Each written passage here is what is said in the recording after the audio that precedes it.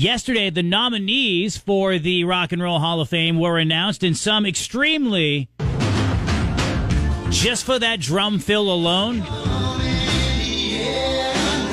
my man Phil Collins. Now, Phil hasn't been in the best health for the last, 10, 15 years, and I really hope this isn't a sympathy induction if he does get to that point. Because his music really just should stand alone. I know he's in there with Genesis, but the solo stuff alone. Phil has been a guy that I've consciously listened to and appreciated the last 5 years, because too often it's only after an artist passes that you go back through the discography and you're like, oh boy, that was a great song, or geez, I really wish I would have appreciated the artist more when they were alive. I did the same thing with Eddie Money too before he passed, but Phil Collins, great stuff. Very worthy of the Rock and Roll Hall of Fame, and I think that he will get in there as a solo artist. There are other pop artists like Mariah Carey, who has been nominated. Black Crowes from the rock side of things, nominated again. It's their second year. Billy American Idol, even though he's not American. Billy Idol, I just call him Billy American Idol. I think he's going to get in at some point. There's Iron Maiden, who I couldn't believe was not in the Rock and Roll Hall of Fame. Also, Pink, Sade, there's Shakira as well. And then there was this, which kind of surprised me. More than say Pink, because Pink can fill stadiums, even if not a typical rock artist. It's not specifically rock anymore. And she has a nice body of work that stretches 15, 20 years, and extremely talented. But New Edition. Now, even though I love this song, and also Cool It Now, I'm thinking to myself, New Edition, Rock and Roll Hall of Fame. Why? They had one album. I mean, they had more than one. They had the reunion in 1996, and only, nerds like me know this. But they had another kind of successful album. They really didn't have a long career. They had this big splash as sort of the precursor to New Kids on the Block, and then they just fell off the chart. Bobby Brown took off and had a fantastic solo career. So to put New Edition in the Rock and Roll Hall of Fame would be kind of surprising. I'm not saying they lack talent, and again, I love me, Mr. Telephone Man. I think that's a great song, but you're going to put New Edition in the Rock and Roll Hall of Fame? But you're going to leave Harry Nilsson out for this song alone. Even if he had never done anything and this song was just in Goodfellas. Right? You know the scene. The absolute paranoia of Jump Into the Fire, which made me appreciate the song on a completely different level. It was always a good one, but then you have Without You and all of his great songs. Harry Nilsson not in the Rock and Roll Hall of Fame, despite being eligible since 1991. And then there's Badfinger. I mean, they put in Bad Company. I know you wouldn't want to put two bad bands in the same year. That'd be a little redundant. Not really, but just trying to justify the argument for not having Badfinger in the Rock and Roll Hall of Fame.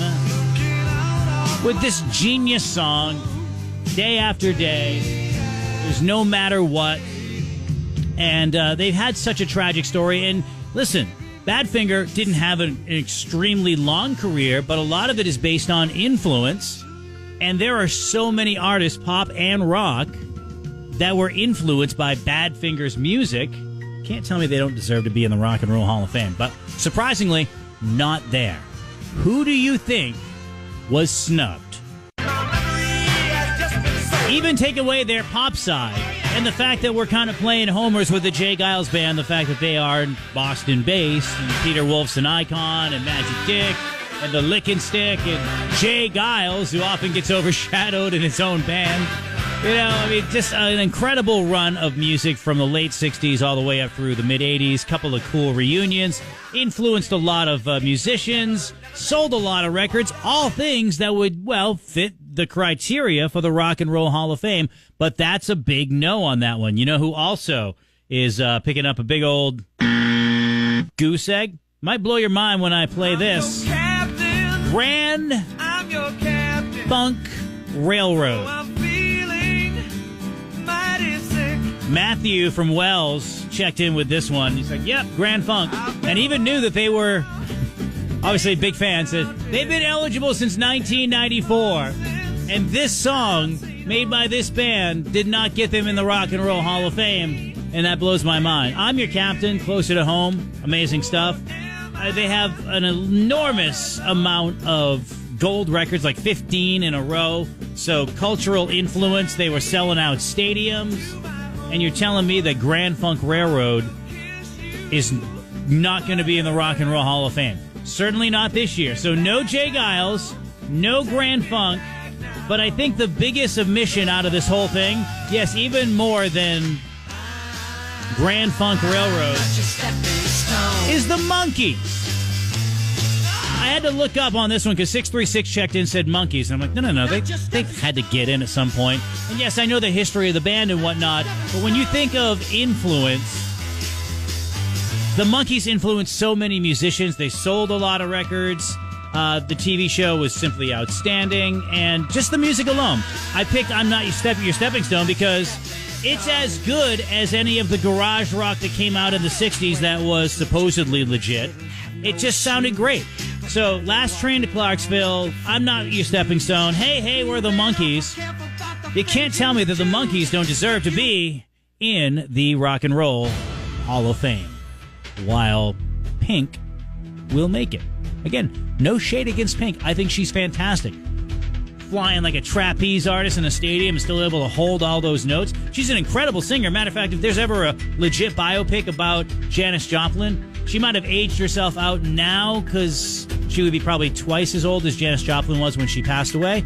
But when they were going to do it 20 years ago, Pink was the person. York County's morning show.